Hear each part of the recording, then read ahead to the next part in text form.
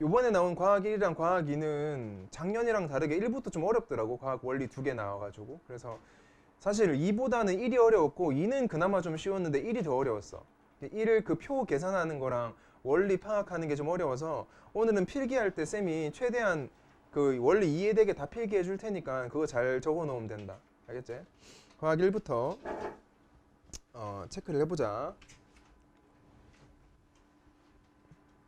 자, 저온 물리학은 마이너스 273도인 절대 온도 0K, 이게 0K가 이제 마이너스 273을 말하는 거야. 이제부터 근처의 매우 낮은 온도에서 발생하는 현상을 탐구한다. 그러므로 접속사, 저온 물리학에서는 도달하기 어려운 극저온을 얻는 것이 필수적인데, 이를 위하여 단열시킨 재료에 가해지는 자기장을 바꿈으로써 냉각을 일으키는 방법인 자기 냉각이 많이 활용된다 적혀있지. 1단락이 굉장히 중요했으니까 마킹을 좀 해볼게 얘들아. 우선 이 마이너스 273이 절대온도 0K라는 거과 같은 말이라는 거 알겠지? 그래서 이제 여기 말하는 저온 물리학이 주제인데, 이 저온 물리학이 이제 이 온도에서의 현상을 탐구하기 때문에 이 탐구를 하려면 적어도 이 온도까지 만들어야 될 거 아니야 지금. 맞지? 만들어야 되지? 그러므로 뭘 해야 돼?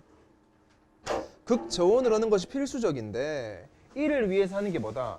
제일 중요한 게 자기장을 바꾸겠대. 그러면 냉각이 된대.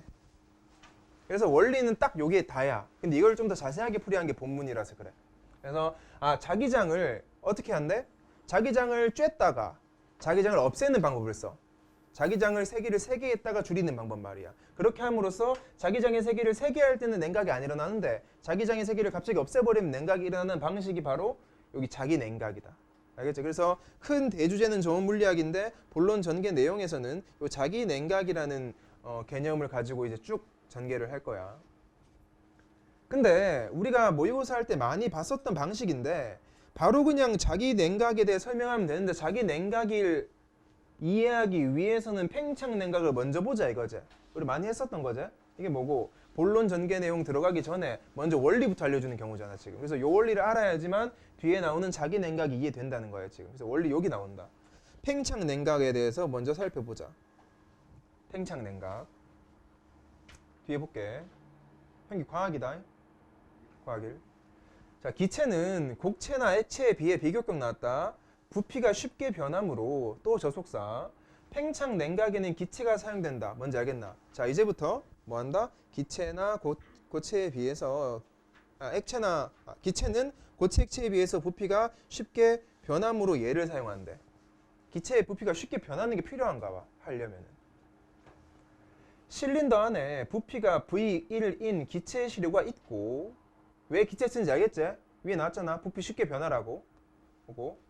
실린더는 온도가 T1으로 유지되는 열 저장체와 접촉한 상태가 있다. 자, 상상해봐 머릿속으로. 자, 실린더 안에 기체가 들어있지. 요 실린더는 열 저장체란 접촉한 상태라고. 열 저장체란. 이해됐나? 이렇게 생각해.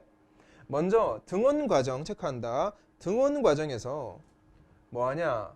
등온이란 말 자체가 이제 온도가 유지된다는 거지. 과정에서 피스톤을 밀어 올려가지고 기체의 시료를 압축하면, 맞지? 쭉 해서 압축하면 외부의 힘이 시료에 일을 해주기 때문에 기체 내부에서는 열이 발생해. 알겠나? 근데 하지만 그 열은 열 저장체로 전달되어 기체의 온도는 그대로 유지란 말이야. 어떤 느낌인지 알겠지? 이게 열 저장체고, 이게 기체 실린더로 치면 이게 붙어 있단 말이야. 됐나? 그래서 여기에 그 실린더에 피스톤 압축 쭉 해가지고 기체를 압축시켜주면은 얘가 온도가 올라갈 거 아니야. 압축될수록. 근데 이 온도가 올라가면 실린더 온도가 올라가야 되는데 열 저장체랑 붙어있기 때문에 얘는 그대로고 얘의 온도가 올라가 버려. 그러니까 열을 얘가 대신 받아주는 거야 지금. 이해되지? 그래서 그 원리야. 일단 밑줄 치고 넘어가자. 등온 과정. 자, 기체 시료를 압축하면은 기체 내부에서 열이 발생하지만 그 열은 저장체로 전달되기 때문에 온도는 그대로 유지된다고. 이해 안 된 사람 없지? 이 상태는 꼭 이해해. 열 저장체가 어떤 역할을 하는지, 이 시료 대신에 온도를 받아주는 거지. 그 다음에 두 번째, 단열 과정에서는 단열 과정. 기체 시료와 열 저장체의 열적 연결을 끊어 보이나? 이제 붙어있던 거를 뭐야? 아까 붙어있던 걸 떼버렸다는 거지. 어떻게 되겠어요 이제?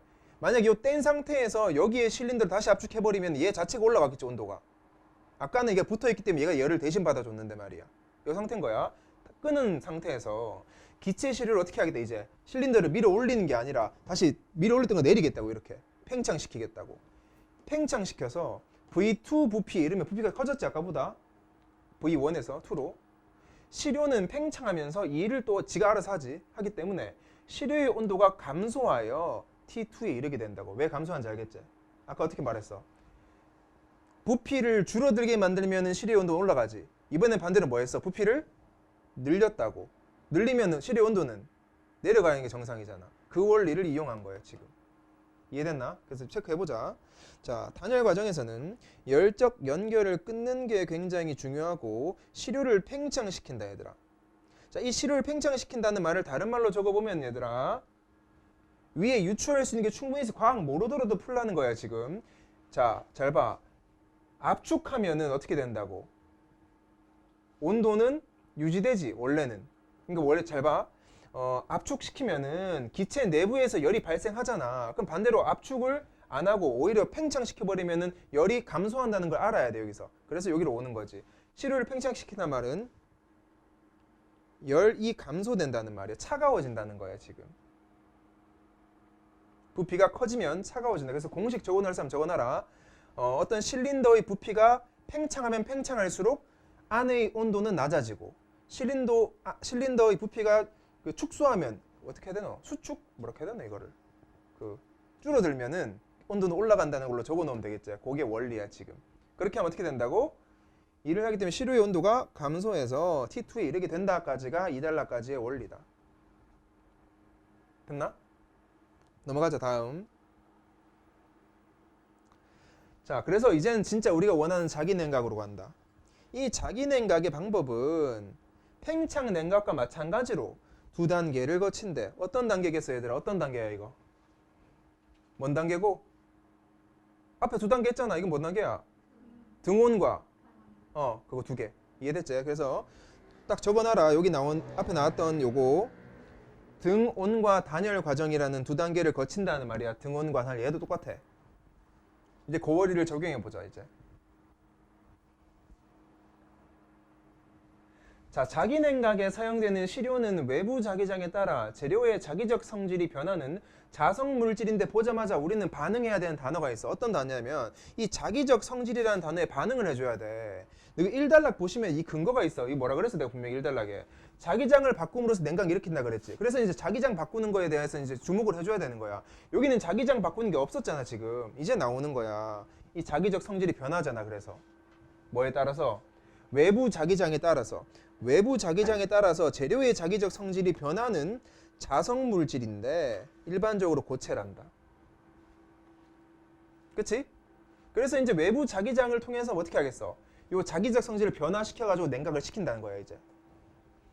자성 물질이 T1의 온도로 유지되는 충분히 큰 열 저장체로 열을 내보낼 수 있도록, 이제 열 저장체 뭔지 알겠지? 전달하는 거 있도록 저압의 헬륨 기체가 열 저장체랑 요 시료 사이를 채우고 있어. 아까는 어떻게 됐어? 얘들 둘이가 열 저장체랑 실린더가 딱 붙어 있었지. 이번에는 떨어져 있긴 한데 요 사이를 헬륨 기체로 채우겠다고. 헬륨 기체도 열을 잘 전달해 주거든. 그래서 띄워놓은 상태에서 여기서 헬륨 기체 채우겠다 이거야 지금. 그래서 요게 지금 요까지의 내용이야 지금. 됐지? 그 다음 계속 읽어볼게. 보통의 열 저장체는 말이야, 단열 용기에 담긴 절대온도 1K의 헬륨을 쓴다고. 액체 헬륨을 써 원래는, 보통은. 근데 우리는 뭐 쓰는 거야 지금? 저압의 헬륨 기체 쓰지. 기체 쓰지. 원래는 뭐 써야 돼? 액체 쓴다고. 기체 써. 자, 등원 과정 나왔죠? 이제 내가 원하는 과정. 등원 과정에서는 시료를 둘러싼 코일에 전류를 흘려. 왜 전류 흘리겠어? 이 전류를 흘린다는 말이 다른 말로 외부 자기장이야 이게 지금. 알겠나? 적어놔래. 여기 전류가 외부 자기장이라는 말이야. 외부 자기장을 흘리면 어떻게 되겠어? 재료의 자기적 성질이 변하겠지. 이해됐나? 재료의 자기적 성질이 변한다.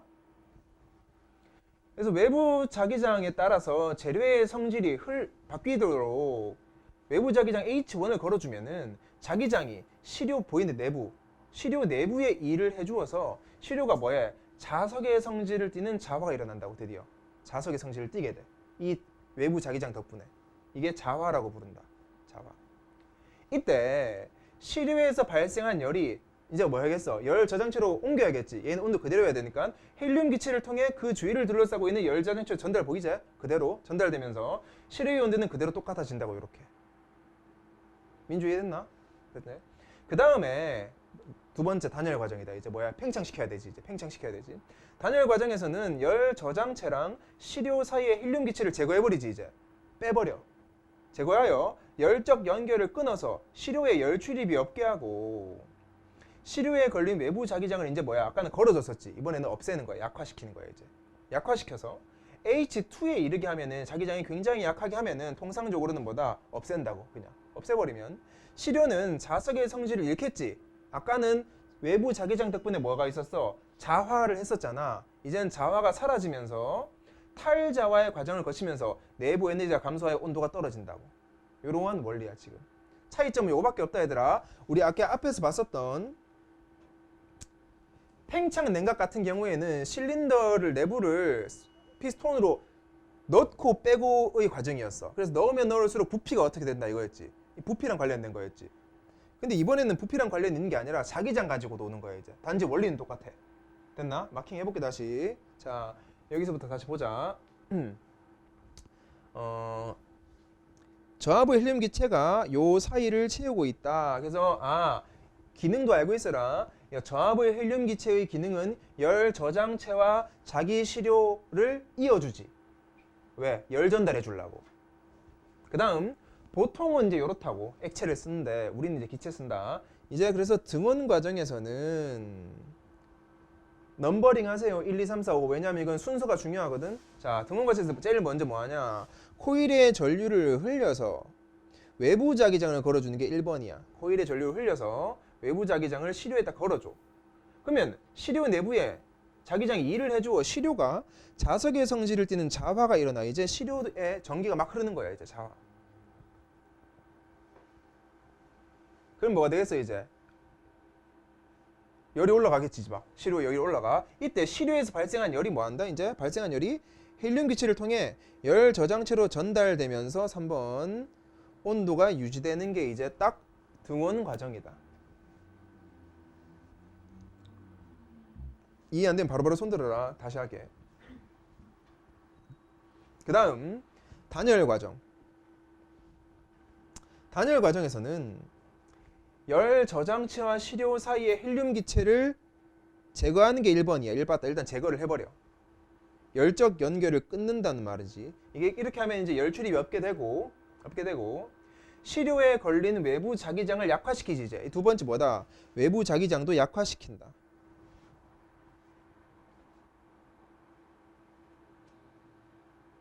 그래서 H2 정도에 이르게 하면은 하재. 그럼 어떻게 된다고? 마지막에 자석의 성질을 잃는 탈자화 과정이 거치면서 에너지가 감소하여 온도가 떨어진다. 4번까지 해가지고 넘버링 1, 2, 3, 4 해주시면은 여기 단열 과정의 순서가 보일 거야. 이제 머릿속에 그려줘야 돼 얘들아. 그래야 문제를 풀 수 있어. 학교 내신도 마찬가지지. 이 문제 되면 되게 어렵겠다. 근데 이거 넘어간다. 자, 이제 구체적으로 보여준다. 요 표 잘 이해해라. 읽어볼게. 자기 냉각이 어떻게 일어나는지 더 잘 이해하기 위해서 똑같은 말이지만 그래프를 통해 살펴보자. 이제 실제로 자기 냉각에 많이 사용되는 재료인 상자성체에 대하여 수행한 자기 냉각 전체 과정을 절대 온도 T에 대한 엔트로피 S의 그래프로 표현한 게 그림이다. 그래서 여기 적어놓으면 제일 좋다. 이게 뭐다? 엔트로피지. 엔트로피고 이게 절대 온도를 얘기한다. 얘들아. 절대 온도.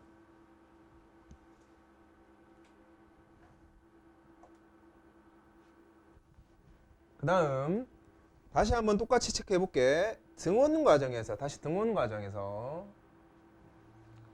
외부 자기장을 증가시키기 전 아까 했지? 코일에 전류 걸어주는 거 있잖아. 외부 자기장을 증가시켜. 또 밑줄 쳐볼게. 증가시켜서 시료가 어떻게 변한대? A로 B로 가지. 자, 한번 봐볼까? A에서 B로 가지. 근데 우리는 이게 등온인 거 알 수 있으니까 절대 온도는 변하지 않아야 되지. 온도는 변하는데 뭐가 변해? 지금 엔트로피가 변하는 거지. 지금 엔트로피가 위에 있다가 줄어들었지. 요거를 이해하셔야 돼. 지금 온도는 그대로인데 T1으로 엔트로피가 줄어들게 한다. 뭐 덕분에? 자기장 증가시키면 그렇게 된대. 원리 밑에 나와. A에서 B로 가는 동안 온도가 일정히 유지되지. T1으로 유지되는데 체크해라. 이쪽에 T1 유지되는데. 그러면 이제 뭐 되겠어? 아까 시료가 자화된다 했었지. 자석의 성질. 그래서 시료는 자화되면서 미술 축적에 자화되면서 엔트로피, 즉 무질소도가 작아진대. 자, 나 이쪽에 별표를 박을 건데 이게 내가 왜 어려웠는지 아나? 내가 이 지문을 일일이 이해할 때 왜 어려웠냐면은 내가 원래 기존에 알고 있던 엔트로피의 정의가 있을 거 아니야. 난 엔트로피의 에너지라 생각했거든. 뭔지 알겠나? 보통 엔트로피를 에너지라고 하잖아. 뭐 엔트로피 절대 불변의 법칙 이런 것처럼. 근데 이 지문에서는 엔트로피를 그렇게 이해하기보다는 조금 더 쉽게 지문 이해하고 싶으면 얘로 이해하는 게 훨씬 좋아. 무질소도가 작아지는 걸 갖다가 이제 엔트로피는 뭐다? 무질소도야 지금.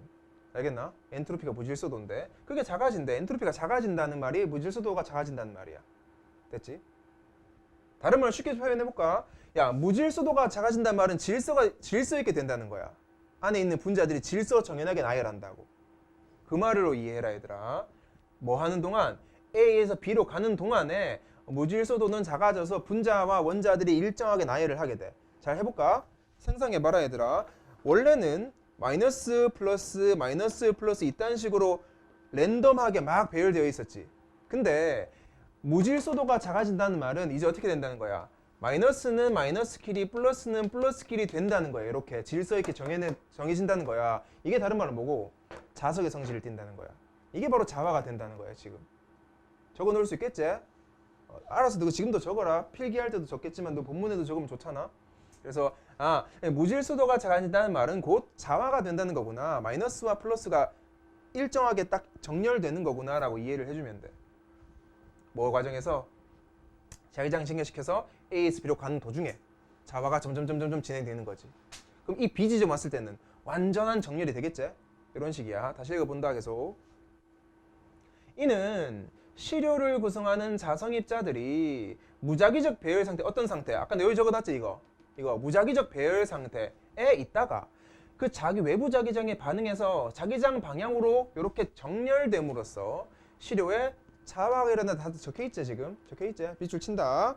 자, 원래는 뭐다? 무자기적 배열 상태에 있다가 입자들이 외부 자기장에 반응을 해서 정렬이 됨으로써 자화가 일어나는 거야. 정렬됨으로써 자화가 일어난다고. 마이너스 마이너스 플러스 플러스 이렇게. 물론 나도 이과가 아니라서 이게 정확한지는 몰라. 근데 내가 글 이해한 건 이래 그냥. 됐나? 넘어간다. 이렇게 입자들이 자기장 방향으로 이렇게 정렬이 되려면 뭐하래? 시료 내부 에너지는 증가하여야 하므로 외부 자기장은 시료에 일을 해줘야 된다. 정렬하기 위한 조건이 뭐다? 시료의 내부 에너지가 증가하여야 하므로 외부 자기장은 일해줘라고. 근데 이거 왜 적은지 모르겠어. 이거 어려운 말, 쉬운 말을 어렵게 적어놨어. 쉽게 말해서 뭔지 아나? 똑같은 말이야. 정렬하고 싶으면 뭐하라고? 외부 자기장을 쬐라. 맞지? 외부 자기장을 쏴라. 그럼 정렬한다. 다른 말로 뭐다? 내부 에너지가 증가한다는 말이야. 자, 이제 다 같은 말 정리해보자. 같은 말. 내부에 있는 입자들이 정렬한다는 말은 자화가 된다는 거지. 자화가 된다는 거는 내부 에너지가 증가가 된다는 거야.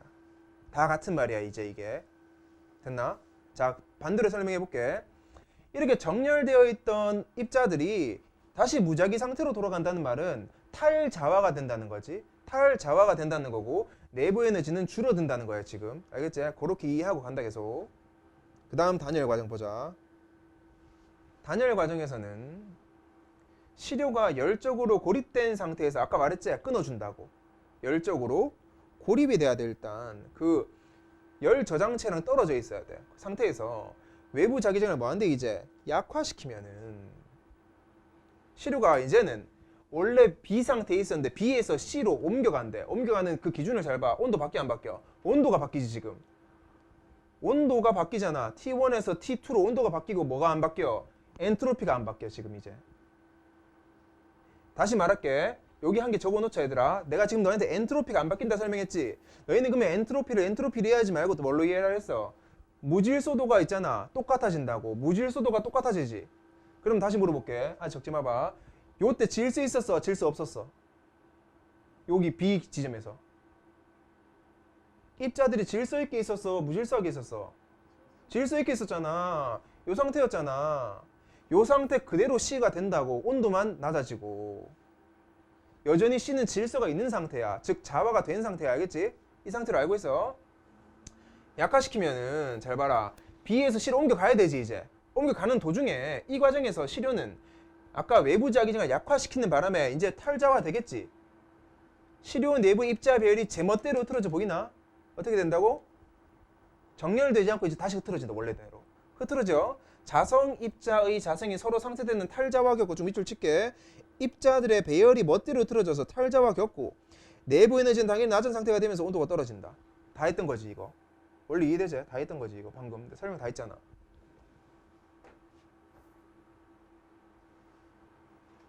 됐나?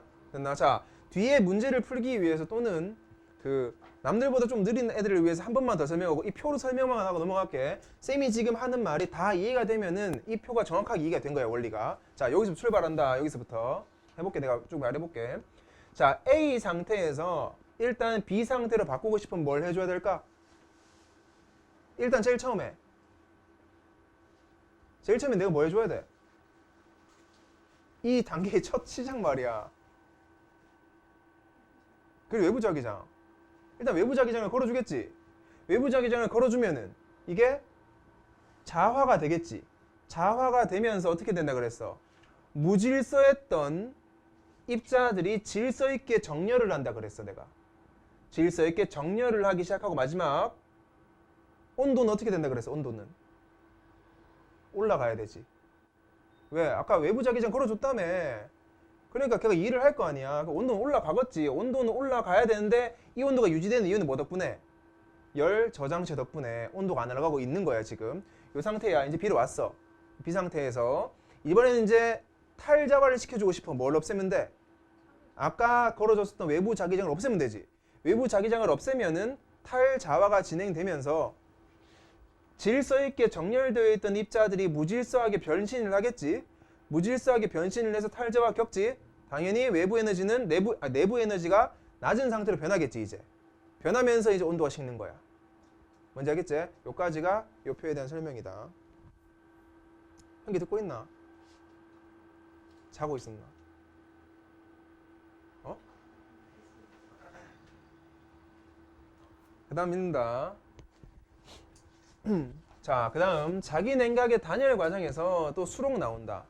자기장의 세기를 많이 줄일수록 시료의 온도를 더 많이 낮출 수 있겠지. 외부 자기장을 더 낮추면은 더 낮아질 거 아니야. 자기장의 세기를 0T로 줄여버리면 시료의 온도는 0K에 도달해야 할 것이지만 접속사 시료 내부의 입자는 외부 자기장 외에도 그 입자 주변에 있는 다른 자성 입자들이 미치는 내부 자기장의 영향을 받기 때문에 외부 자기장을 아무리 없앤다 하더라도 시료의 온도가 0으로 내려가진 않는다 이거지. 체크부터 하고 넘어갈게. 그래서 자기장 세기를 많이 줄일수록 여기서 말하는 자기장은 얘들아 한 개 적어주면은 외부 자기장 말하는 거다. 내부는 못 건드려. 외부 자기장 세기를 줄일수록 온도를 더 많이 낮출 수 있어서 좋아.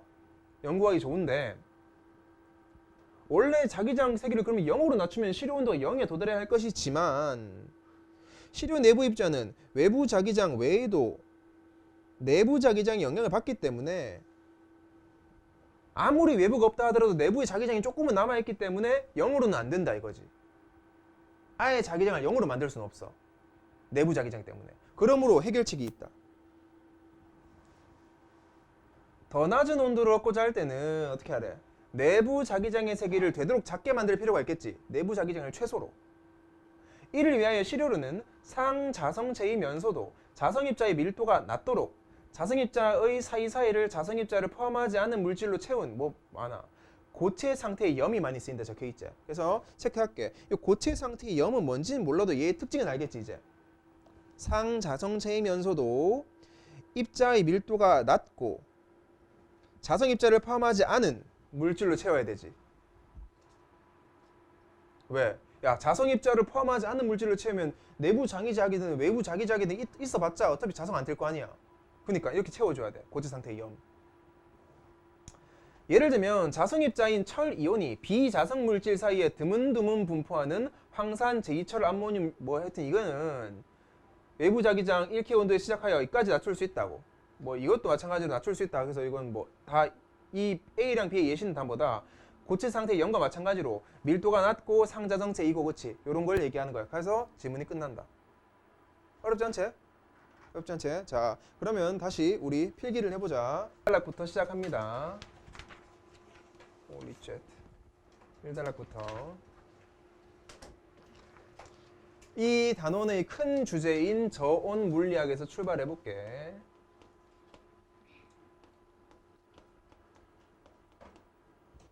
자, 저온 물리학은 얘의 목표가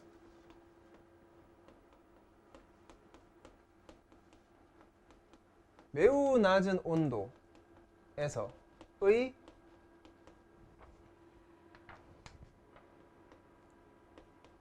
현상을 탐구하는 학문이야.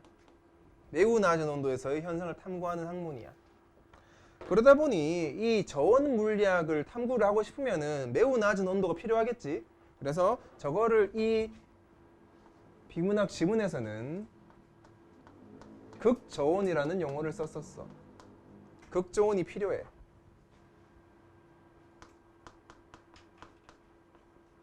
그래서 이렇게 탐구할 수 있게 극저온을 만들어주는 원리가 바로 우리 본문의 내용인 이 자기냉각이라는 방식이야.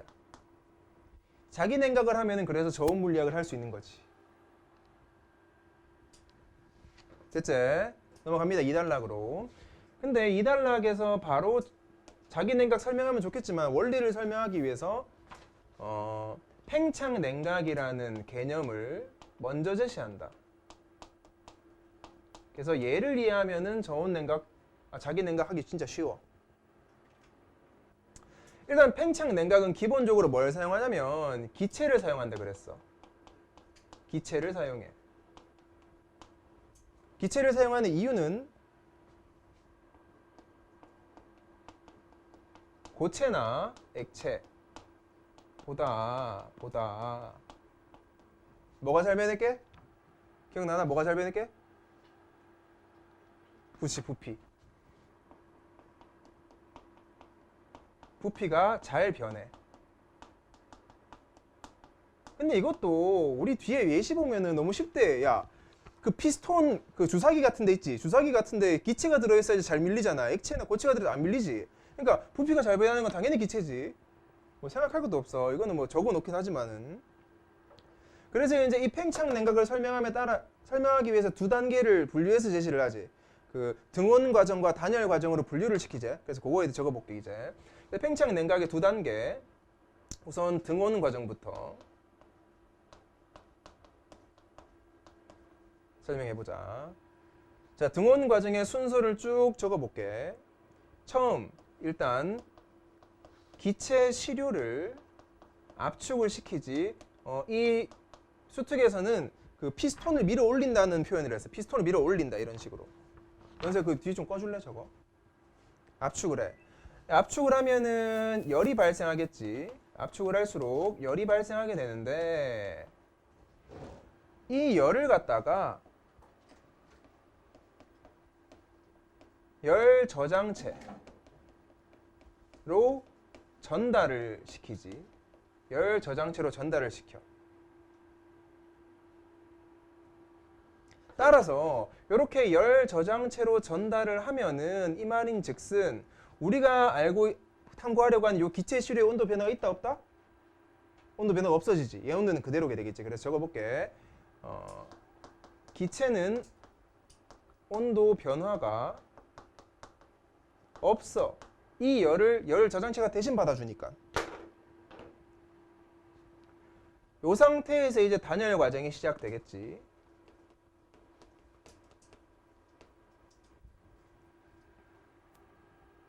단열 과정의 제일 첫 단계는 뭐냐면은 뭐를 써준다? 열 저장체와 기체 시료의 연결을 끊어줘야 돼. 일단 열 전달 못하게. 그래서 적어볼게.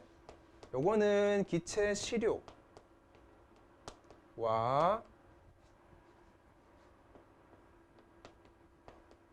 열 저장체 연결을 해제하는 것에서 출발을 한다. 해제하는 것에서.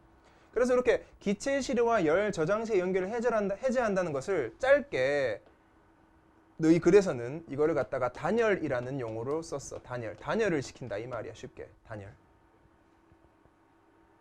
됐나? 단열을 시키면은 그 후에 이제는 아까 압축했던 실린더를 다시 뒤로 빼겠지. 팽창시켜줘야 돼. 그래서 두 번째는 그 시료의 부피가 팽창할 거고, 시료 실린더의 부피가 팽창할 거고,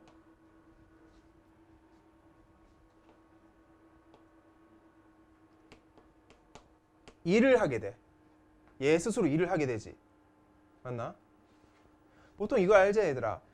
내가 일을, 요것도 이렇게 이해하면 된다 얘들아. 그 사람이 일을 산다는 말은, 운동을 한다는 말은 내 몸의 에너지를 방출한다는 말이지. 그러니까 내가 운동을 할수록 몸의 에너지가 사라질 거 아니야. 그 말인즉슨 몸에 있는 열이 사라진다랑 같은 말이야. 일을 한다는 말은 다른 말로 뭐야? 여기 안에 있던 시료가 일을 했지. 그만큼의 열을 뺏겨야 정상이야. 됐나? 그렇기 때문에 일을 하고 나면은 마지막 최종적으로 온도는 감소해야 돼. 그렇게 이해하시면은 요 일을 한다는 거를 조금 더 쉽게 이해할 수 있을 거다. 요거. 일을 해서 온도가 감소된다. 요까지가 팽창 냉각의 과정이다. 팽창 냉각 과정. 자, 그러면 요 원리를 갖다가 3단락에서 그대로 자기 냉각으로 넘어와 가지고 설명을 해준다. 됐지? 자, 자기 냉각 가볼게. 자기 냉각 좀 많이 적어야 되거든. 쌤은 여기 적다가 오른쪽 넘어갈게. 자기 냉각은 위에의 팽창 냉각과는 다르게 기체 시료를 사용하는 게 아니라 얘는 고체를 사용한다 그랬었거든. 고체. 적어볼게. 시료는 고체 사용한다.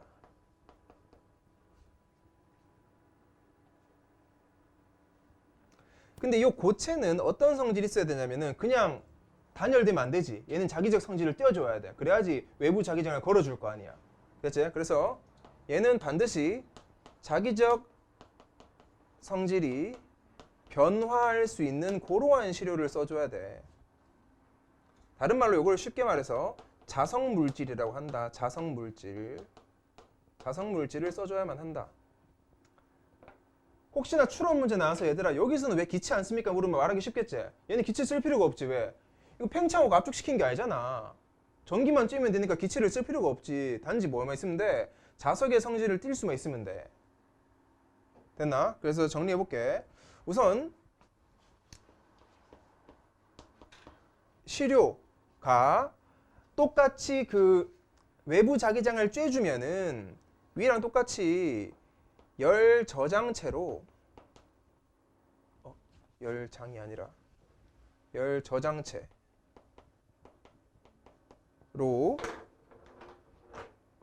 열을 전달해 주는 거는 똑같아. 위에랑 일단 열을 전달해 줘야 되지. 요 원리고 여기 있는 열 저장체는 뭔지 이미 나왔어. 기억나나 혹시? 뭐였게? 액체 헬륨. 기억나나? 액체 헬륨이었어. 그래서 요 액체 헬륨이야. 얘는 액체 헬륨. 액체 헬륨으로 이제 구성되어 있고 열 전달하는데 얘들아 얘 그냥 열 전달하는 거 아니지. 아까 뭐라 그랬어? 얘랑 얘 사이에 뭐가 껴 있어야 되지. 뭐가 껴 있어야 돼? 뭐가 껴 있어야 돼? 빨리 대답해라. 저하부의 헬륨 기체. 헬륨 기체가 껴 있어. 이 상태야. 됐지? 이 상태. 그 다음 오른쪽 넘어갈게. 그래서 이 상태에서 등원 과정과 단열 과정을 한 번 더 분류해서 적어야 되지.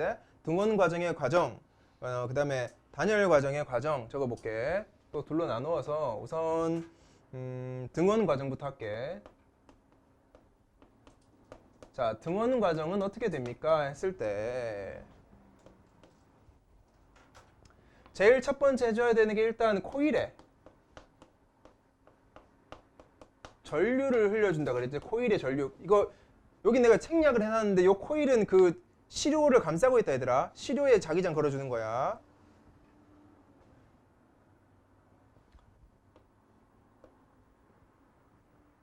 그러면은 시료가 자화가 된다고. 자화된다고.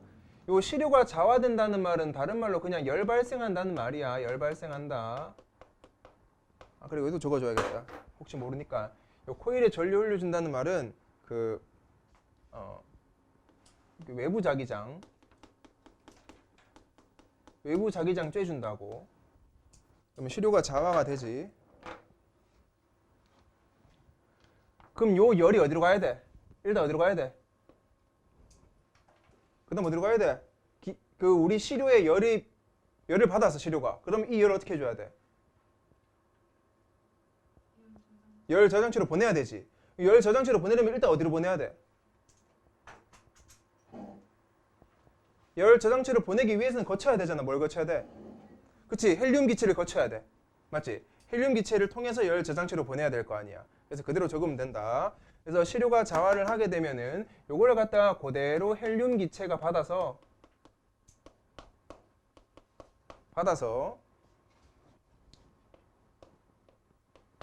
이거를 갖다가 열 저장체로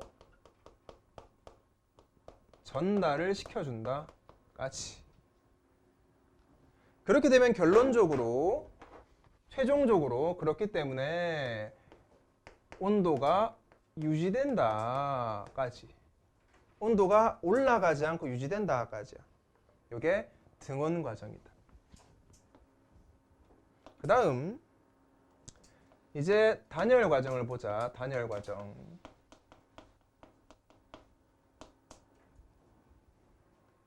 자, 이제 여기서부터 본격적으로 온도를 내리기 시작해야 되지. 내리기 시작할 거야. 제일 먼저 해줘야 될 거, 일단 이 새끼를 없애야 돼. 맞지? 얘가 없어져야지 열 전달 못 할 거 아니야. 그치? 그래서 그대로 적어볼게. 헬륨 기체를 제거한다.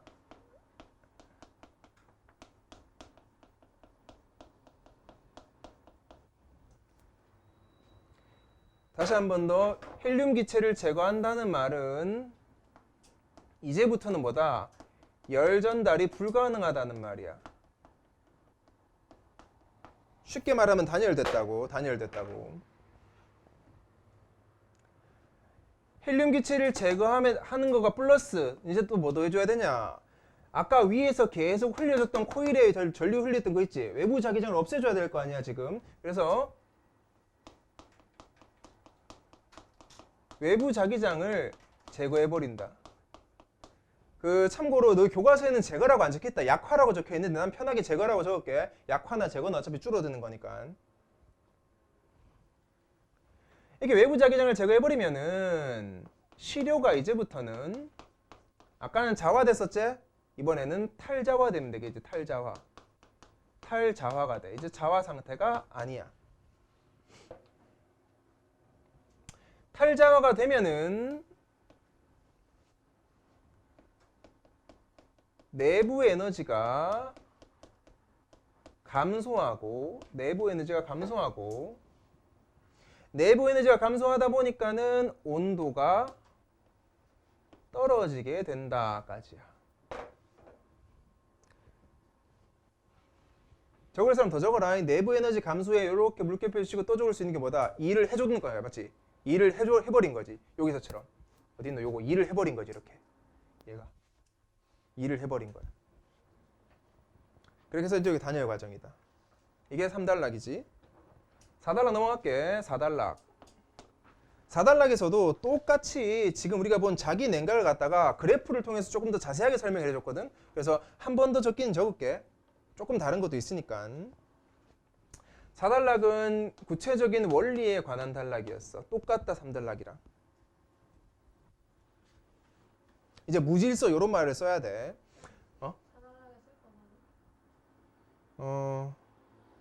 일단 4단락에 두 줄. 이렇게 두 줄 적어야 돼. 5단락도 한 3, 4줄. 이것도 써야 될 것 같다. 아무튼 원리는 첫 번째 원리는 뭐에 관한 거냐면 그 시료의 자화에 관해서 조금 자세하게 설명을 해주더라고. 엔트로피라는 말도 쓰고. 시료장이 이렇게 된대 그랬어.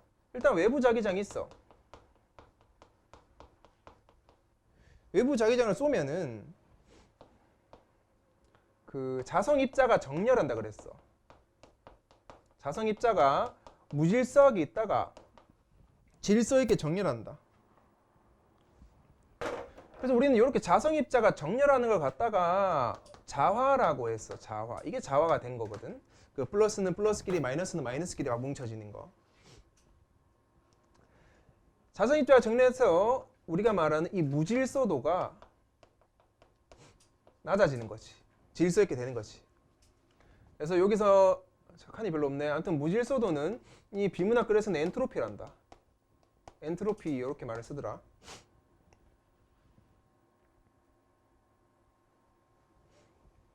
그리고 또 한 개 더.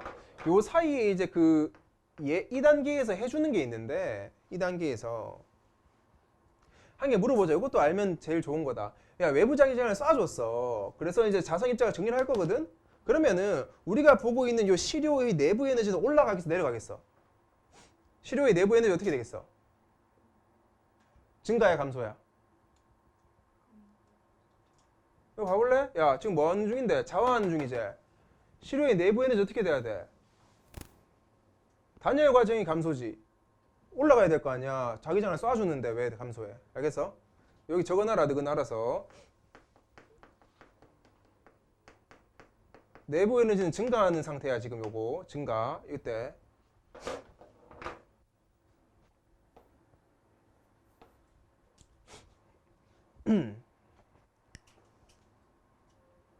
(2번) 이제 반대로 단열 과정 보여줄게. 외부 자기장을 갖다가 이제는 낮춰준다. 거의 없애준다. 그렇게 되면은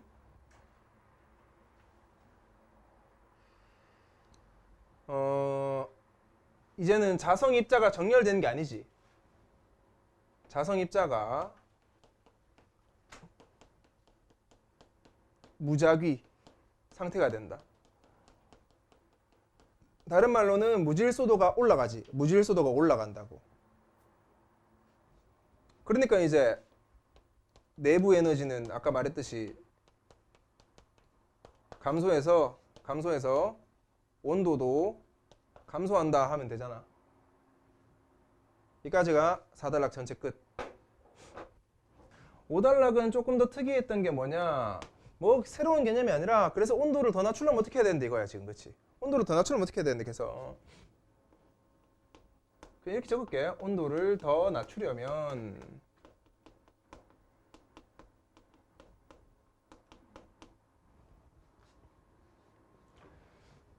당연히 자기장 세기를 더 낮게 하면은 당연히 온도도 내려갈 거야. 그런데 문제는 뭐다? 시료 입자가 외부 자기장만 작용하는 게 아니지. 그 내부 자기장이라는 게 있어가지고 아무리 외부 자기장을 줄이더라도 온도가 0이 안 되더라 이거야. 지금 0T가 안 되더라 이거야. 그래서 적어볼게. 하지만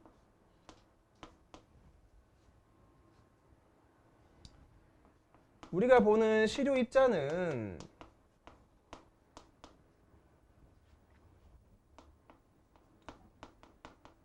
외부 플러스 내부 자기장에 영향을 받고 있어. 그러다 보니까 아무리 외부 자기장을 0으로 만들어준다 한들 내부 자기장이 0이 아니면 절대 0이 될 수 없지. 이 상태가 이제 그 문제인 거지, 문제.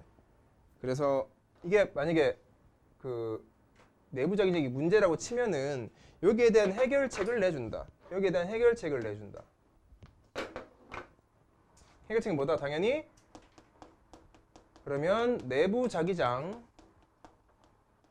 온도를 낮춰야 되지.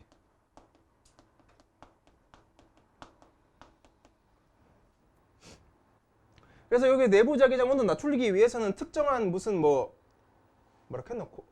염? 맞나? 염 맞나? 염? 맞지? 고체 상태의 염을 사용하면 된대. 근데 이 고체 상태의 염을 사용하는 건 시험에 안 낼 거야. 어차피 이건 너무 단편적인 내용이고. 그래서 고체 상태의 염이 어떤 특징을 갖고 있는지 알면 되잖아. 여긴 두 개만 적을게. 얘도 상자성체이면서 자성입자의 밀도가 낮아야 돼. 이러면 된대. 여기까지다. 끝. Fuck that. 1번 문제부터 보자. 자, 1번 문제 보자. 답이 5번이었어. 5번. 내용 전개 방식이기 때문에 글과 아무 상관이 없는, 그치? 그냥 글 전개만 하면 딱 봐봐라. 대립되는 현상의 원리를 소개하여 대상에 대한 이해? 그럼 대립되는 현상의 원리가 있나 이쪽에 지금? 아니지. 아까 무슨 원리 딱 한 개밖에 없었잖아, 그치? 그래서 이건 틀렸지. 1, 2, 3, 4는 내신을 위해서 좀 잘 알아둬라. 이걸 변형하면 되거든, 그냥 이제. 이거 반대로 전개 방식으로 적절한 것만 고르라고 해도 이게 다 맞는 거지, 그러면. 그래서 요건 내신형으로 봤을 때는 뭐 예시가 나왔다. 아까 우리 세팅 구간 있었지. 2달러. 그 예시항에 나온 거 있고, 작동 원리 단계 있었지. 아까 무슨 뭐 냉각 아니 등온 과정 무슨 과정이 있었지. 그거 있었고, 요거 뭐 표도 있었고, 그렇지? 넘어간다. 2번 문제. 기획과 니은에 쓰이는 시료에 대한 설명으로 적절하지 않은 것은 하고 있어. 이거 지금 거꾸로 됐지? 야, 열 저장체로부터 열을 받는 게 아니라 시료한테서 열을 받아서 열 저장체로 줘야 될 거 아니야. 이건 거꾸로 된 거야 지금. 얘한테 받으면 안 되고 얘한테 주는 거지. 됐지? 그래서 쉬웠다 이거는. 너무너무 쉽고. 3번. 요게 이제 그나마 좀 생각할 거리가 있는 조금 그런 문제인데, 요거 보시면 이제 등원 과정과 등열 과정을 친히 이렇게 그림까지 냅둬가지고 해놨네. 용어부터 잠깐 보고 넘어가자. 문제 풀기 위해서. 요 자성물질이 요 안에 들어가 있지. 자성물질, 여기 시료겠지? 그 다음에 저압의 헬륨이야. 아까 우리가 했었던 그 헬륨 이 전도체. 그 다음에 액체 헬륨이 여기 들어있지? 우리는 다른 말로 적을 수 있잖아, 얘들아. 이거 여기 액체 헬륨 말고 딴 거 뭐 적을래? 액체 헬륨 뭐라 그랬어, 내가? 그 열 저장체 적어라. 액체 헬륨이 바로 열 저장체를 말하는 거지.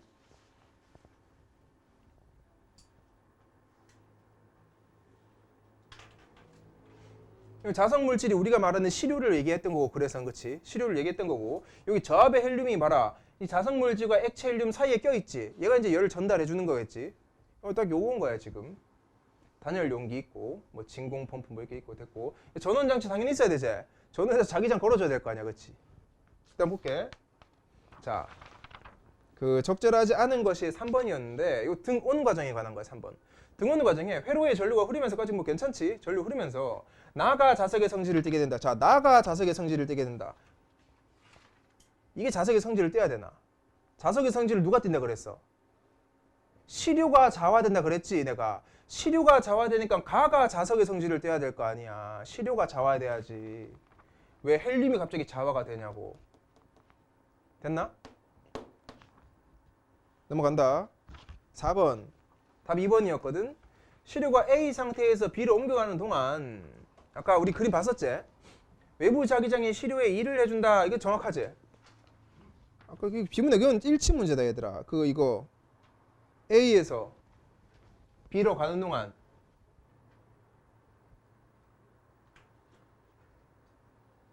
이제 외부 자기장은 시료에 일을 해줘야 된다. 보이나? 그대로 나와 있다, 이거는. 그래서 이거는 쉬웠다. 그래서 4번은 됐고, 5번. 자성입자가 받는 내부 자기장의 세기는 A가 B보다 클 것이다 적혀 있어. A랑 B가 뭔지 한번 보러 갈게. A가 황산 머식이고 B가 얘네. 그러면 여기 수치를 잘 봐라, 얘들아. 얘는 여기 0.5T의 외부 자기장 1K 온도에 시작해요. 0.09K까지 온도를 낮출 수 있지. 그럼 얘는 0.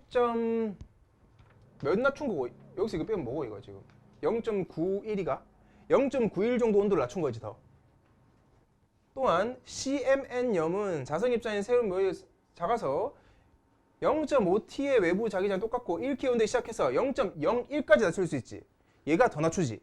얘가 훨씬 더 낮춰줘 지금 B가. 요거만 알고 있어라. 온도를 더 낮춰준다.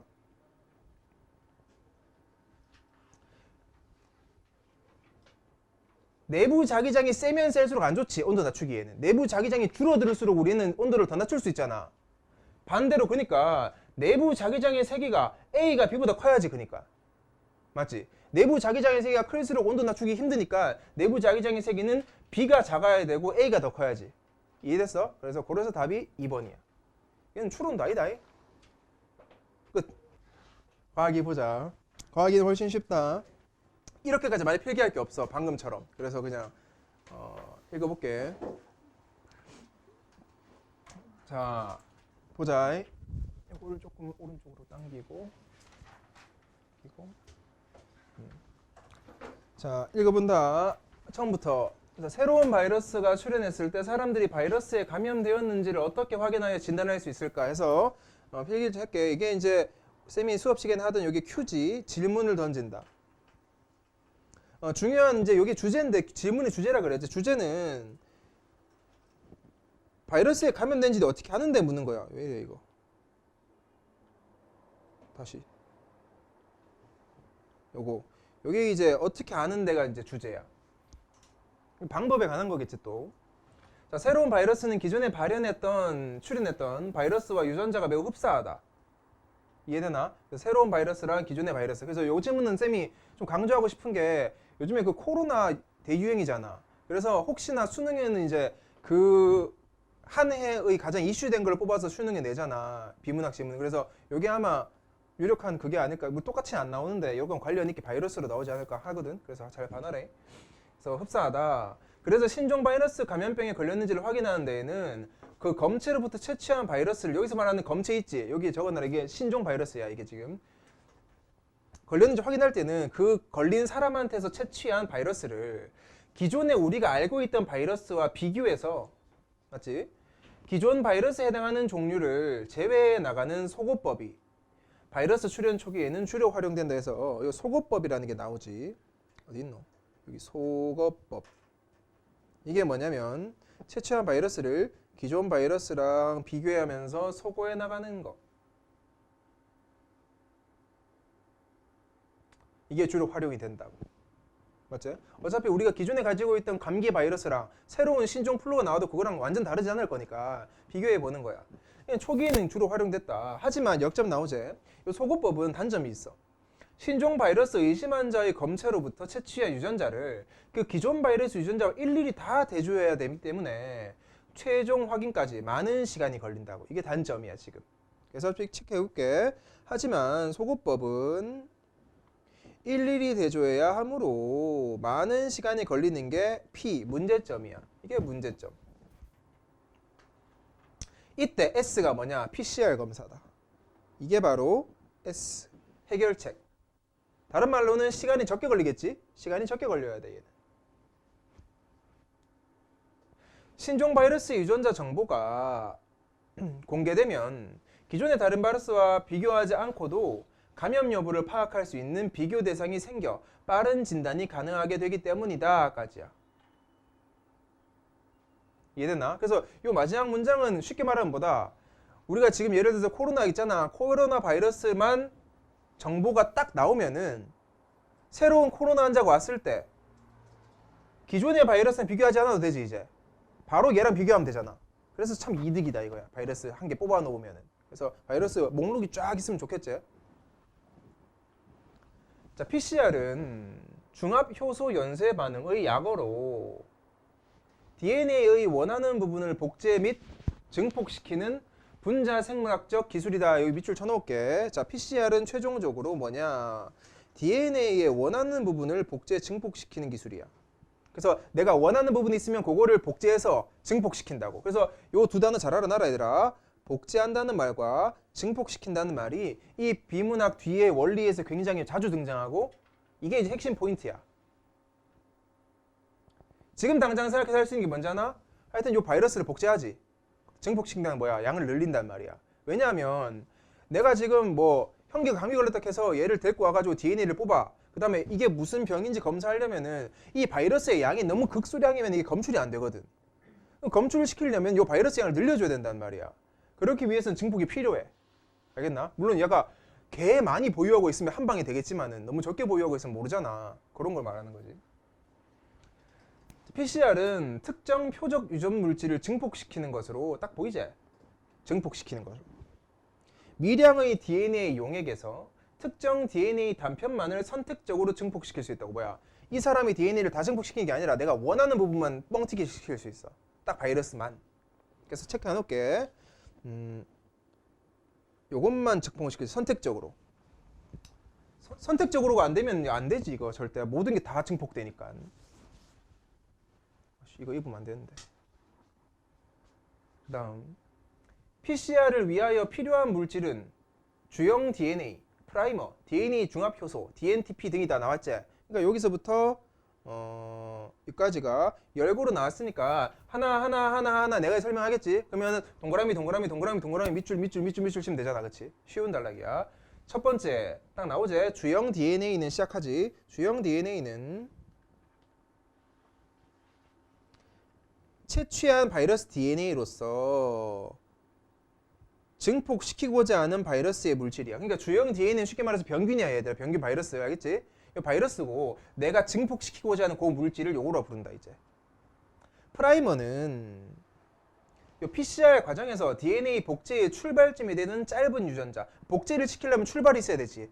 그때 시작되는 짧은 유전자를 말한다. 그래서 복제의 출발점이 되는 짧은 유전자고, DNTP는 이러한 걸로 이루어진 물질로 이것들이 PCR 과정에서 풀린 단일 가닥의 DNA에 결합하여 다시 이중 나선형의 DNA를 형성하게 된다. 이 말 어렵지? 여기 뒤에 자세하게 나와 있거든. 근데 이게 굉장히 중요한 그 정보니까 잘 밑줄 쳐놔라 얘들아. 풀린 단일 가닥 DNA에 다시 결합해서 다시 이중 나선형 DNA를 형성하게 된다. 쉽게 말하면 풀려있는 가닥들을 하나로 모아주는 애. 알지? 풀려있는 가닥들을 하나로 모아주는 게 바로 여기 DNTP야. 이때 결합이 이루어지도록 촉매 작용을 하는 게 마지막 중합효소야. 그러면 얘들아 여기서 하나만 짚고 넘어가자. 하나만 짚고. 여기 있는 DNA 중합효소의 역할은 어디에서 발현되냐면 프라이머랑은 상관이 없고 주형 DNA랑 상관이 없어. 얘랑 상관이 있지. 얘가 뭐 시켜줘? 결합시켜주지. 요 결합을 잘 되도록 하는 게 얘야. 얘랑 얘는 한 세트인 거지. 얘 할 때 얘 들어가야 돼. 쉽게 말해서 뭔지 아나? 풀이야. 풀. 종이랑 종이를 붙이는데 이 풀이 도와준다고. 됐지? 풀. 넘어간다. PCR 과정은 그림과 같이 변성, 결합, 신장 3단계로 이루어진다. 3단계고 요렇게. DNA는 2개의 단일 가닥이 수소 결합으로 1개의 이중 나선 구조를 이루고 있다. 보이지? 요 말을 보자마자 반응해줘야 돼. 바로 전달하게 뭐 있었어? 다시 이중 나선형 DNA를 형성시켜줘야 되지. 풀린 거를. 제일 처음에는 애초부터 뭐였어? 1개 이중 나선은 있었다고. DNA 복제와 증폭하려면 얘를 풀어야 돼. 풀고 다시 붙여야 돼. 그러다 보니까 이제 처음에는 얘인 거야 지금. 그래서 밑줄 쳐볼게. 원래 DNA는 뭐다? 아씨 왜 자꾸 이러는 거야? 다시. 이게 또 왜 빨간색이지? 이렇게 돼 있어. 1개로 이루어져 있다. 그런데 역적. 수소결합은 열에 약하여 섭씨 95도 정도의 높게 온도로 가열하면은 수소결합이 끊어져. 하나의 DNA는 딱 보이지? 체크해야 되지? 2개로 분리가 돼. 열 가열해버리면. 그래서 이제 분리가 된 거야 지금. 변성 단계 이제 시작한다. 변성부터. 변성 체크하고 넘어갈게. 그런데 수소결합은 열에 약하여 높은 온도로 가열하면은 결합이 끊어져 2개의 단일 가닥으로 분리가 돼. 뭐가?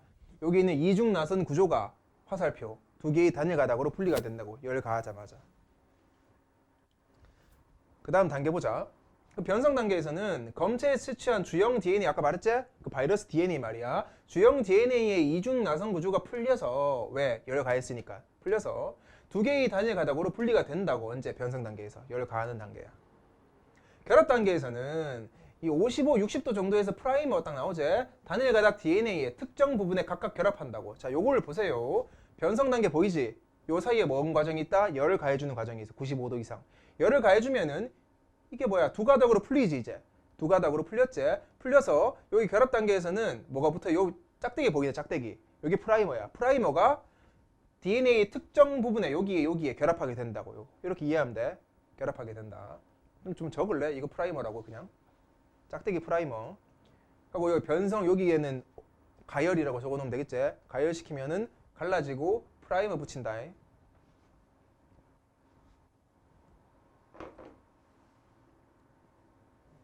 다음 프라이머는 통상 20, 30개의 염기로 디자인하여 만드는데 특정 바이러스의 DNA에 있는 특정 부분에 결합한다. 잘 결합됐고 신장 단계, 마지막 단계 서식 72도 정도 온도에서 이루어지며 결합 단계에서 프라이머가 붙은 다음 위치부터 DNTP가 단일 가닥 DNA 염기에 결합하여 이중 나선 DNA가 형성되도록 한다. 뭐야? 요 나머지 빈칸 있지 이거. 여기 빈칸 있지? 여기에 DNTP가 결합한다고. 그래서 이렇게 되는 거야 지금. 그럼 이렇게 되면 딱 뭐야? 처음에는 한 개로 시작했지. 몇 개 됐어 이제? 2개 됐잖아. 이게 증폭이야. 알겠지? 한 개의 DNA가 2개로 된 거야 지금. 그래서 이때 잘 봐. DNA 아까 말했지? 중합 효소는 이 DNTP가 잘 결합하도록 풀작용, 촉매 작용을 해서 요 부분과 요 부분에 DNTP가 작용을 하겠지. 요 부분에는 DNTP 작용할 필요가 없어. 여기랑 여기만 작용을 해서 잘 붙게 만들어서 여기 잘 붙은 거예요. 이렇게. 됐나? 그 다음 이렇게 변성결합 신장으로 PCR이 1회 사이클이 이루어지면 PCR은 이론적으로 1회 사이클에서 DNA의 개수를 2배로 증가시키지. 1개에서 2개로. 이게 수십 회 반복하면 개 많아진다고 이걸 지금. 이해됐나? 자 이제 밑줄 쳐보자. 첫 번째 변성 단계에서는 이게 이중 나선이 풀려가지고 2개의 가닥으로 된다. 결합 단계에서는 프라이머가 결합을 한다. 이제 빈 칸에다가. 그리고 쌤은 지금 체크를 안 하고 있지만 너희 있잖아. 이거 쌤 이거 보니까 각 단계별로 온도가 다 다르거든. 문제에 나올 것 같아가지고 저 변성 단계 온도는 95도인 거 아니야.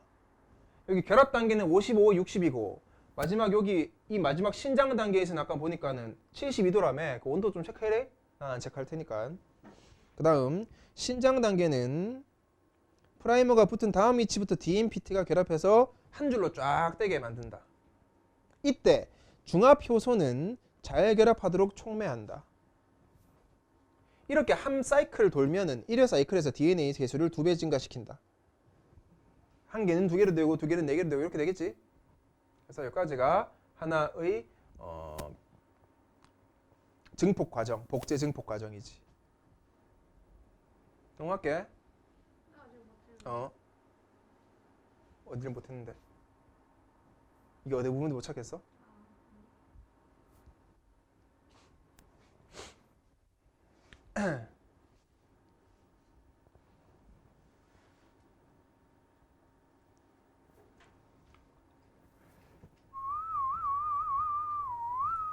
넘어간다.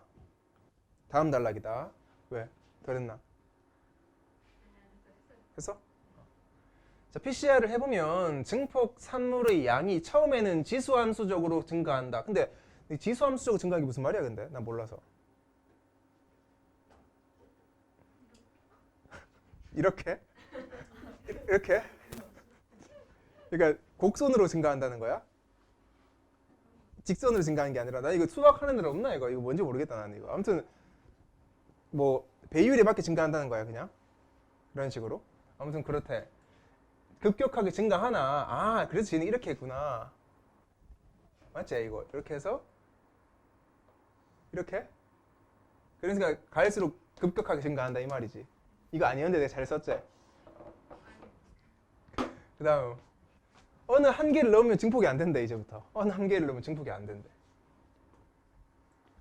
이를 플라토 효과라고 하는데 이는 계속적인 사이클에 의한 프라이머와 DNA 중합효소의 열적 변성 등 여러 요인의 영향이다. 그래서 어느 순간 되면 하도 이제 증폭 시키다 보면은 프라이머랑 얘가 갑자기 막 이상한 변성 작용을 해가지고 더 이상 증폭이 안 되게 만드는 거지. 이게 바로 플라토 효과야. 그러나 플라토 효과가 일어나기 전에 PCR 과정을 통해서 쉽게 DNA를 수백만 대로 증폭을 할 수 있어. 별 문제가 안 되지? 이거 일어나기 전에 된다. 무한은 안 돼도. PCR 증폭 과정 후에는 PCR 증폭 과정에서 생긴 필요 없는 침전물들을 제거해야 돼. 쓰레기들을. 이후 DNA는 음전하를 띠므로 전기장을 이용하여 DNA를 분리해낼 수 있겠지. 뭐 플러스 자석 갖다 대면 DNA 나올 거야. 이거 지금 쭉 나올 거야. 이거. 이와 같은 과정을 PCR 후처리 공정이라고 한다. 어떤 게 후처리인지 알겠지? 필요 없는 산물은 버리고 DNA는 뽑아내고 이렇게. 마지막으로 분리된 DNA를 형광물질과 결합시킨다. 마치 형광물질 발라가지고 여기에 자외선을 딱 쬐면은 요 자외선 형광 강도를 측정함으로써 감염 여부를 판단할 수가 있다고. 어떤 식인지 알겠지? 밑줄 쳐볼게 이제. 증가 하나가 역접이니까 세모 친다 그냥. 증가하지만이지 원래는. 증폭 사물량이 처음에는 급격하게 증가하지만 한계를 넣으면 증폭이 안 된다. 이걸 갖다가 플라토 효과라고 부른다. 플라토 효과의 이유. 여기서부터 여기까지가 이유겠지.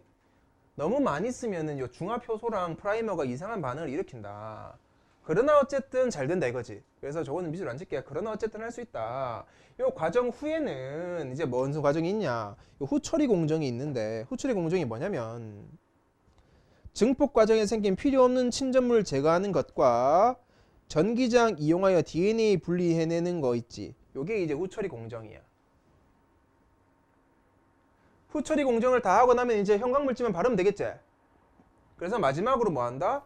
분리된 DNA를 형광물질과 결합시킨 후 자외선 쬐면은 판단할 수 있다고. 이제 DNA는 뭐야? 형광물질 발려 있어서 자외선 쬐면은 잘 보일 거니까. 그래서 얼마만큼의 그 바이러스가 있는지를 확인할 수 있지.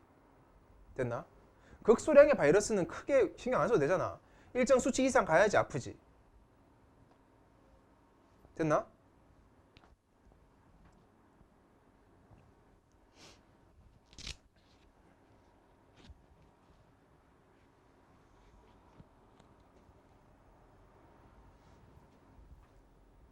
넘어간다. 자, 이러한 PCR 과정, 후처리 공정, 형광 강도 측정 등 지금까지 다 했던 거. 진단을 시행하는데 필요한 시간은 보통 4에서 6시간 정도. 하지만 바이러스에 의한 전염병 확산이 급속히 이루어지는 경우에 이런 코로나 시기에는 더 빨리 진단해야 돼. 빠르게. 이에 최근 각광을 받고 사용되는 방법이 뭐다? 실시간 PCR이야. 이게 더 빨라 이제. 실시간 PCR은 후처리 공정이 필요하지 않는다. 그러니까 원래는 이 3단계가 있어야 되는데 한 단계가 빠져버리잖아. 그러니까 더 빠르지. 필요하지 않아. 2시간 만에 빠르게 진단이 가능하다는 장점과 플러스 그 검체로부터 채취한 샘플 안 바이러스의 주형 DNA 양을 알 수 있다. 그러니까 뭐야? 그 사람한테 이 바이러스 DNA가 얼마나 들어있는지도 알 수 있어. 알 수 있다는 부가적 장점도 있다고. 실시간 PCR에서는 PCR 과정 중에 형광물질의 자외선을 조사하여 DNA가 얼마나 증폭되었는지를 알 수 있다. 요 말은 무슨 말이냐면 얘들아, 원래는 저기 봐봐라. PCR 과정 다 하고 난 다음에 후처리 공정을 하고 이거 해야 되잖아. 근데 이제는 어떻게 한대? PCR 과정 중에 말이야. 첫 과정 중에 이미 형광물질의 자외선을 조사해가지고 이미 알 수 있다고. 그러니까 이거 필요 없다고. 여기서부터 이미 얘를 할 수 있다고. 엄청 짧은 거예요. 그래서 사이클이 증가함에 따라 검출 1개 이상의 DNA가 복제되었을 때에는 보이지? 이게 무슨 말이냐면은 이 정도 DNA가 검출돼야지 내가 이제 바이러스가 있는지 없는지 판단할 수 있거든. 그게 이제 검출 1개야. 요거 이상은 해줘야 돼, 증폭을. 복제되었을 때에는 일정 수준 이상의 형광이 측정됨으로 딱 보이지? 이만큼 있으면 이제 대충 보이므로 형광을 관찰하여 감염 여부를 실시간으로 알 수 있는 것이다 까지야. 어찌됐든 중요한 건 뭐다? 이 1개 이상의 DNA는 복제를 시켜야 되는 거야. 그래야지 형광 물질이 보여. 1개짜리는 안 보여. 아무리 잘 봐도. 이만큼 있어야 보여. 됐지? 그래서 체크해보자 이것도.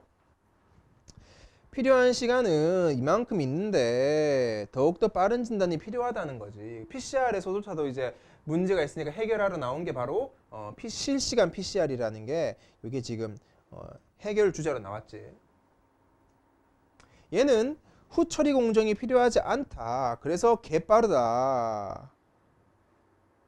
플러스 더불어 플러스 샘플 안 바이러스의 주형 DNA 양을 알 수 있다. 그러니까 얼마나 바이러스를 이 사람이 가지고 있는지를 알 수 있어. 핵 복균자인지 아니면 조금 있는지. 그러니까 실시간 PCR에서는 보이지? 요 과정 중에서 PCR 과정 중에 이미 알 수가 있다. 검출한 개 이상의 DNA가 복제됐을 때에는 일정 수준 이상의 DNA 형광 측정됨으로 감염 여부를 실시간으로 알 수 있다고. 됐지? 그래서 형광 물질이 많이 보여야지 확실한 거지. 그냥 100%다. 다음 해라.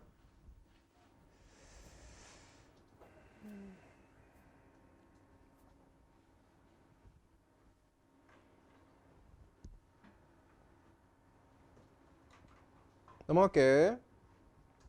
자, 여러 농도로 희석하여 만든 각각의 표준 샘플에 대해 실시간 PCR을 실시하면 표준 샘플의 초기 주형 DNA 농도가 수록 나오제. 원래 그 보균하고 있는 DNA 양이 많을수록 더 작은 증폭 사이클 횟수에서 검출할 수 있는 최소한의 DNA 농도에 빠르게 도달하게 된다. 맞지? 이제 원래는 별로 없으면 여러 번 증폭해야 되지만 얘가 애초에 많이 가지고 있으면 조금만 증폭해도 이미 형광 물질이 잘 보인다고. 형광 현상을 이용해서 기기가 검출할 수 있는 최소의 DNA 농도에 도달하는 사이클 횟수를 뭐라 한다? 역치 사이클이라고 한다. 그렇지? 그럼 역치 사이클이 이꼴 뭐다? 우리가 검출할 수 있는 최소한의 증폭 양이지. 이 정도는 증폭돼야지 할 수 있다 할 때 이 사이클 양이야. 이때 표준 샘플의 농도에 로그를 취한 값, 이건 수학에서 잘 모르겠다 내가. 역치 사이클은 일정한 관계를 갖게 된대. 따라서 검체로부터 채취한 샘플의 증폭 과정에서 역치 사이클을 구하면 초기 주형 DNA 농도를 알 수 있다고. 자, 쌤이 여기서 말해주고 싶은 이 글의 구조를 잘 봐봐라 얘들아. 분명히 방금 앞단락에서 얘의 장점은 두 개가 있었지. 맞지? 두 개가 있었어. 근데 요 밑에 나오는 그 내용만 보시면은 어떻게 DNA 양을 알 수 있는지는 안 나와 있었지. 단지 뭐만 나와 있었어? 시간이 짧다라는 것만 나와 있었어. 그래서 어떻게 이 DNA 양을 알 수 있는가에 대해서는 바로 뒷단락이 나온 거야 지금 이게. 이런 식으로 DNA 양을 알 수 있다고. 어떻게? 역치 사이클만 우리가 구하면은 최종적인 걸 알 수 있다고. 딱 내가 예를 들어볼까? 이거 수학인데, 자, 이게 이 사람이 보유하고 있는 DNA 양이야. 역치 사이클이 10회라고 치자. 10회를 했는데 여기에 이걸 통해서 내가 이제 검출할 수 있는 DNA가 완성이 됐을 거 아니야. 역치 사이클을 통해서. DNA 양이 100개가 나왔네? 그러면은 최초 양 알 수 있겠지? 1000개였을 거 아니야, 얘는. 10번만 해도 100개가 나왔으니까. 최종은 1000개일 거 아니야, 최초는. 됐나? 그렇게 해서 이거 구한다고. 초기 DNA 양. 됐지? 딱 요 말이야. PCR과 실시간 PCR은 현재 생물학에서 넓게 활용되고 있다. 또한 과학수사, 친자 감별 등에 사용되는 DNA 지문 분석 역시 PCR과 기반한다. 생물학에서는 여러 유전병 변별하기 위해서 한다 해서 게이득 하면서 끝난다. 됐지? 마킹 해보자. 마지막. 자, 표준 샘플의 초기 주형 DNA 농도가 클수록 작은 사이클 횟수에서 검출할 수 있는 DNA 농도에 빠르게 도달한다.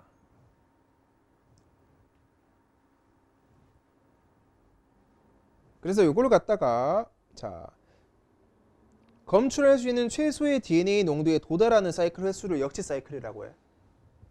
참고로 너 사이클 모르는 사람 없지? 아까 우리 제일 1 단락에서 했던 그 표 있지? 그림. 그게 한 사이클이야. 한 사이클 하면 2배 되는 거잖아. 그 사이클 말하는 거야.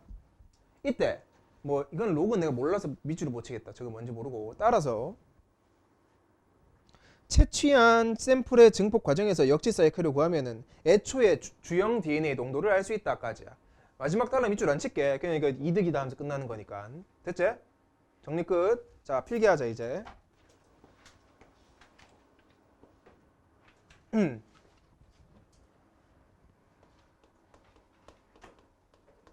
바이러스 감염을 판별하는 글이었지. 그래서 이 사람이 바이러스에 감염됐는지 어떻게 알 수 있습니까?에 관한 글이었어. 이 판별에서는 두 가지 방식이 쓰이는데 여기 밑에다 적을게. 첫 번째가 이제 속어법이라는 걸 쓰지. 속어법.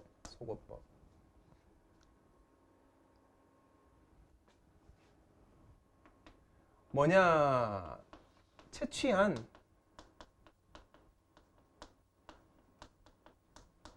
바이러스랑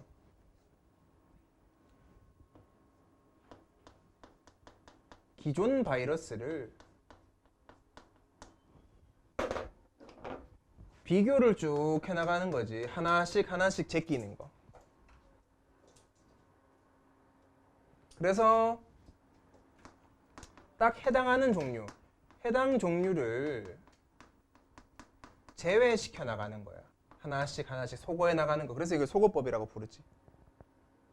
근데 이렇게 속어법을 사용하면은 단점이 있었단 말이야. 이렇게 해버리면은 시간 소요가 굉장히 많아. 시간이 너무 많이 들어서 기다리는데 이제 몇 시간이 걸린다. 하루 종일 기다려야 돼. 그래서 나오는 게 우리가 지금 이 글의 주제인 PCR 검사라는 게 나온 거지.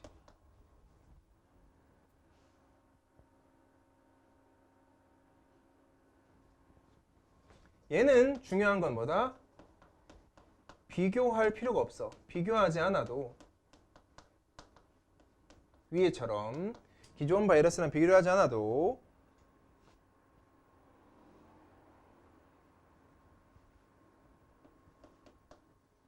검사가 가능하다.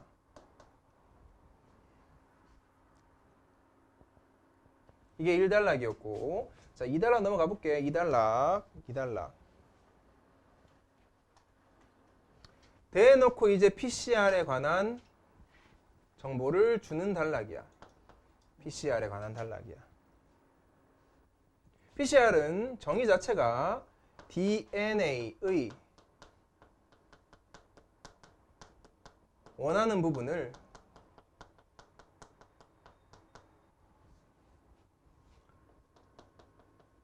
복제하고 증폭시켜주는 고러한 기술이야. 정의 자체가.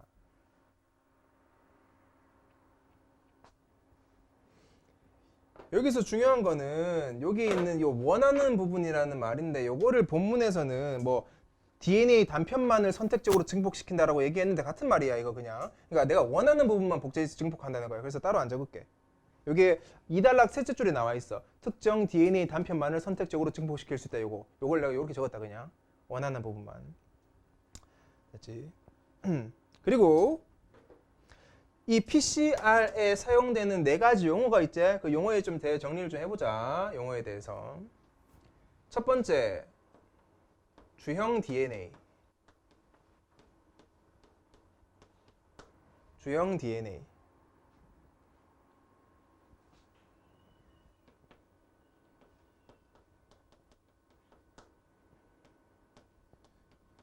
증폭시키려는 바이러스야. 바이러스 DNA. 그러니까 내가 여기 타겟이야. 내 타겟. 두 번째, 프라이머. 프라이머는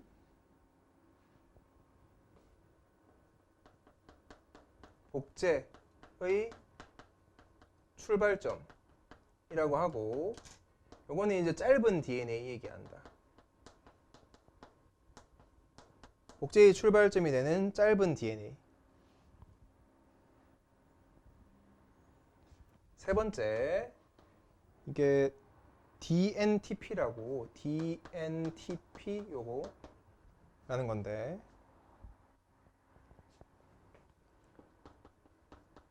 풀린 단일 가닥. 중요했었죠 요거. 풀린 단일 가닥 DNA에 결합해서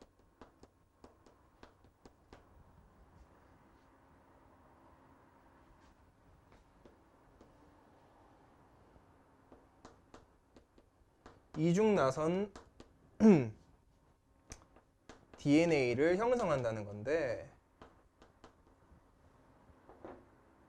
쉽게 말해서 그 이해 안 되는 사람 여기에 다시 밑줄을 쳐놓고 이어준다 생각하면 돼. 그냥 아까 우리 그림에서 봤잖아. 빈칸 이어져 버리잖아. 그냥 그거야. 그냥 요게 좀 이렇게 어려운 말로 적혀있어. 이중나선 DNA 형성. 이렇게. 그 다음 네 번째, 중합효소. 중합효소가 있어. 중합효소.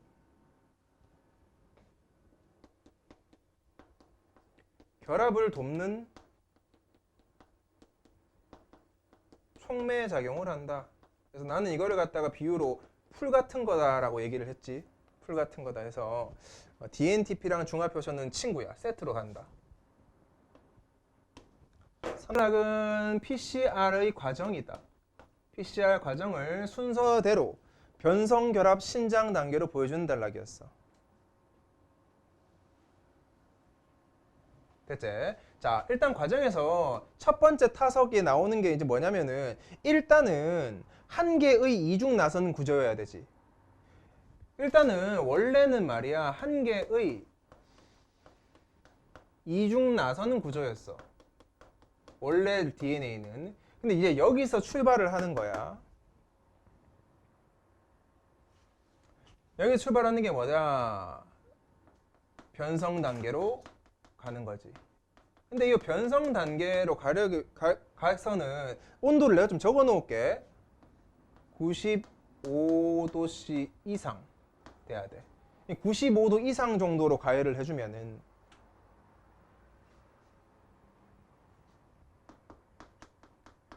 원래 얘들을 묶어주고 있던 수소 결합이 해제가 되고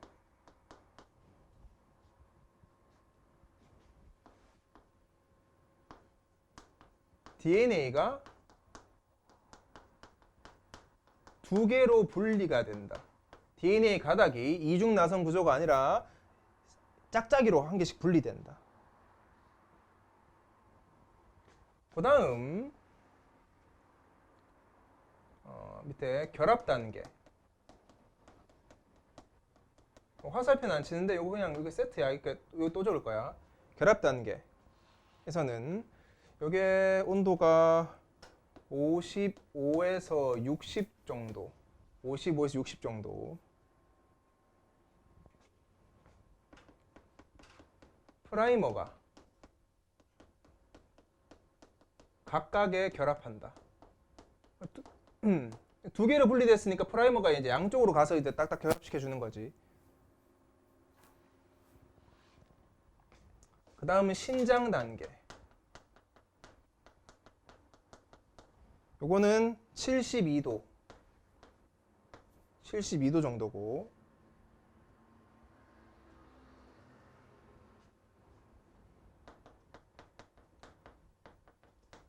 프라이머가 붙지 않은 곳에, 프라이머가 안 붙은 곳에 DNTP가 결합된다.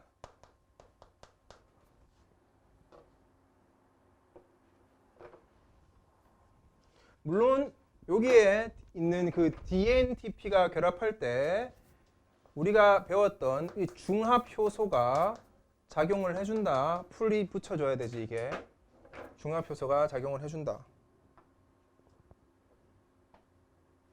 어찌됐든 여기 이제 다 뭐다. 최종적으로 왼쪽 향기 적을게.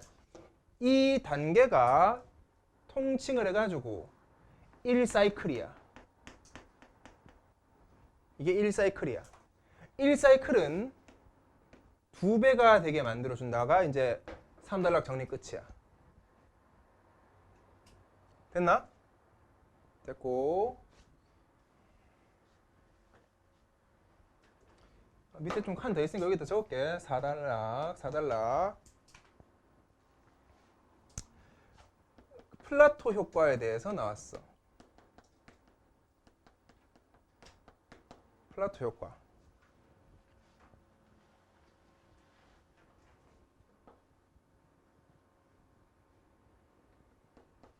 증폭이 일정 수준 이상이 되면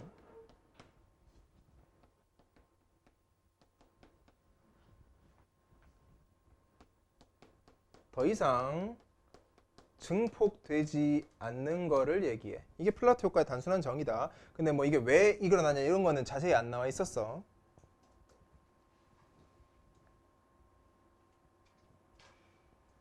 그 다음 또 어쨌든 증폭 후에 관한 설명이 있었어. 이제 이렇게 이제 한 사이클 돌아 증폭을 했잖아. 증폭 후에 이제 어떤 과정이 있는지 더 적는 거야 이제. 알겠지? 요건 중간에 껴든 거야 그냥. 이건 증폭 후에 어떻게 되는지. 증폭 후에는 첫 번째, 필요 없는 침전물을 제거해야 된다. 쓰레기들을 제거해줘야 되지. 목재 다 했으니까 제거해주고. 두 번째, DNA를 분리시켜줘야 돼. 이제 뽑아내야지. 근데 여기서 말하는 DNA는 마이너스 전하를 띠고 있으니까 알아서 뭐 플러스 전하 갖다 대서 뽑든지 말든지.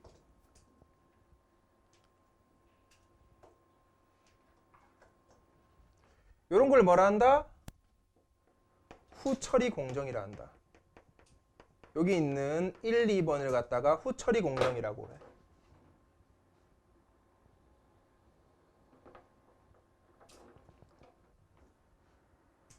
그 다음 세 번째, 증폭 후에 세 번째 해야 될 거, 후처리 공정 다음에 DNA를 갖다가 형광물질과 결합시켜야 되지, 줘야 되지. 형광물질과 결합시켜주고,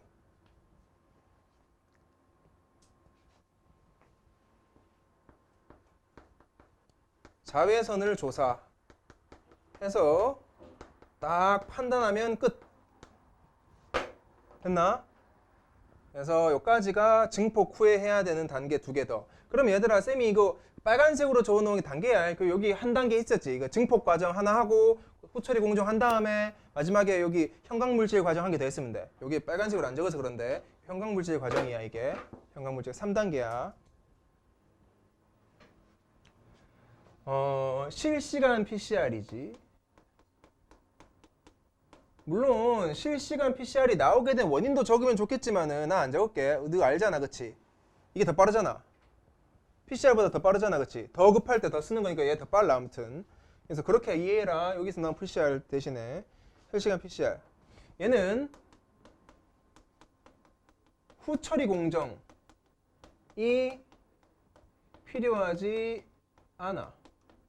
그래서 개빨라. 아, 이렇게 적으면 안 된다. 엄청 빨라.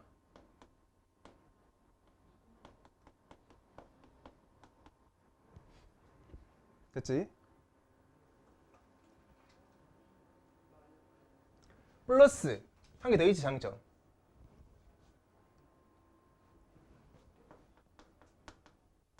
주형 DNA의 양을 측정 가능하다. 양도 측정할 수 있어. 아까 내 수학 공식 보여줬지? 맞지? 그 몇 사이클 돌아가는지 보면 딱 나오지?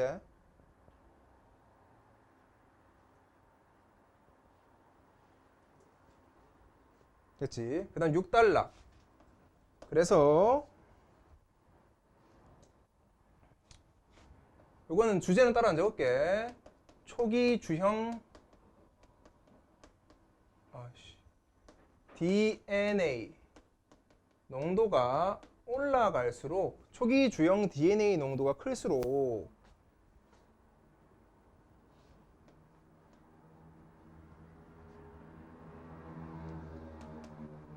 검출 가능한 최소 농도에 빨리 도달할 수 있다. 당연한 거지. 최소 농도에 빨리 도달할 수 있어. 그래서 이 최소 농도에 빨리 도달하는 것과 관련해서 나온 게 바로 요 역치 사이클이야. 몇 번, 오른쪽에 빨간색으로 나온 이 사이클을 몇 번 돌아야 되냐, 검출 가능하려면은 요 정도, 최소로 이 정도는 돌아야 된다 했을 때 역치 사이클.